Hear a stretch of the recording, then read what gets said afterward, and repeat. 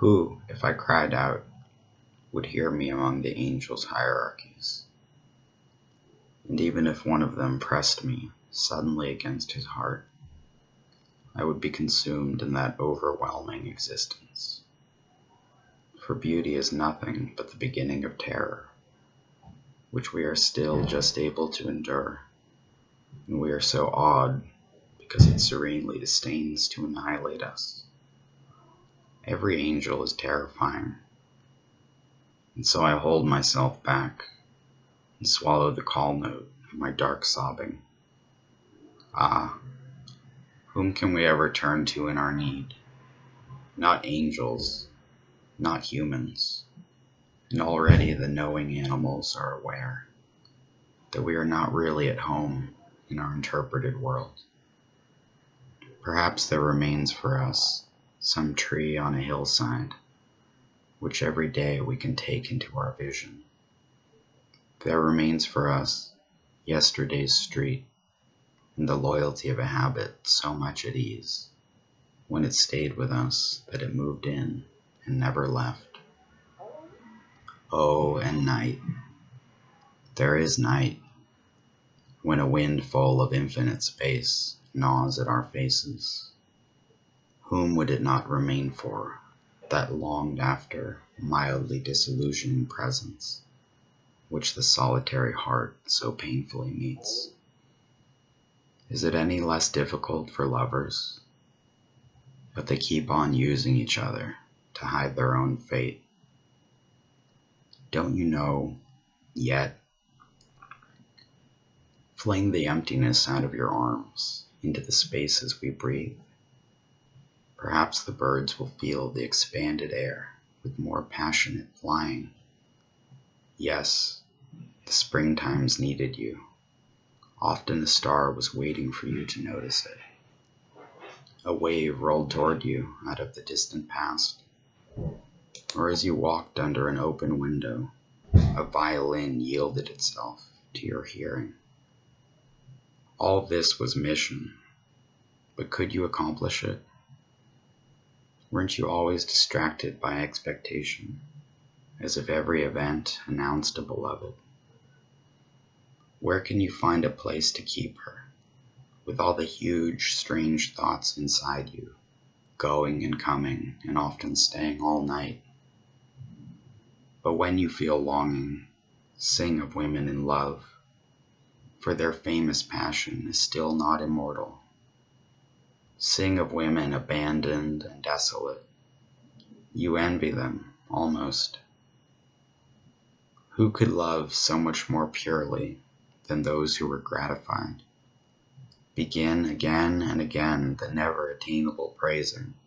Remember, the hero lives on. Even his downfall was merely a pretext for achieving his final birth. But nature, spent and exhausted, takes lovers back into herself, as if there were not enough strength to create them a second time. Have you imagined Gaspera Stampa intensely enough so that any girl deserted by her beloved might be inspired by that fierce example of soaring, objectless love, and might say to herself, "Perhaps I can be like her"? Shouldn't this most ancient of sufferings finally grow more fruitful for us? Isn't it time that we lovingly freed ourselves from the beloved and, quivering, endured, as the arrow endures the bowstring's tension, so that gathered in the snap of release, it can be more than itself? For there is no place where we can remain. Voices, voices, listen, my heart, as only saints have listened, until the gigantic call lifted them off the ground. Yet they kept on, impossibly, kneeling, and didn't notice at all, so complete was their listening. Not that you could endure God's voice, far from it, but listen to the voice of the wind and the ceaseless message that forms itself out of silence? Is it murmuring toward you now from those who died young? Didn't their fate, whenever you stepped into a church in Naples or Rome, quietly come to address you?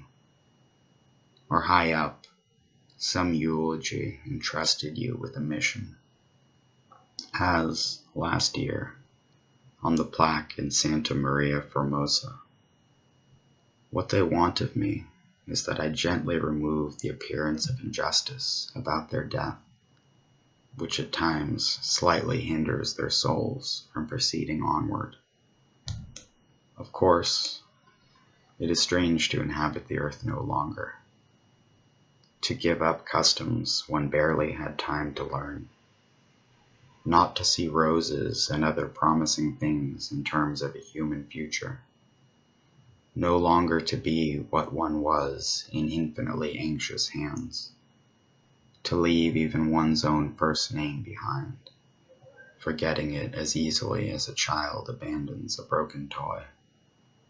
Strange to no longer desire one's desires. Strange to see meanings that clung together once, floating away in every direction. And being dead is hard work, and full of retrieval before one can gradually feel a trace of eternity. Though the living are wrong to believe in the two sharp distinctions which they themselves have created. Angels, they say, don't know whether it is the living they are moving among, or the dead. The eternal torrent whirls all ages along in it, through both realms forever, and their voices are drowned out in its thunderous roar.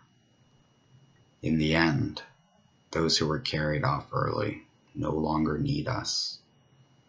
They are weaned from earth's sorrows and joys, as gently as children outgrow the soft breasts of their mothers. But we, who do need such great mysteries, we for whom grief is so often the source of our spirit's growth, could we exist without them?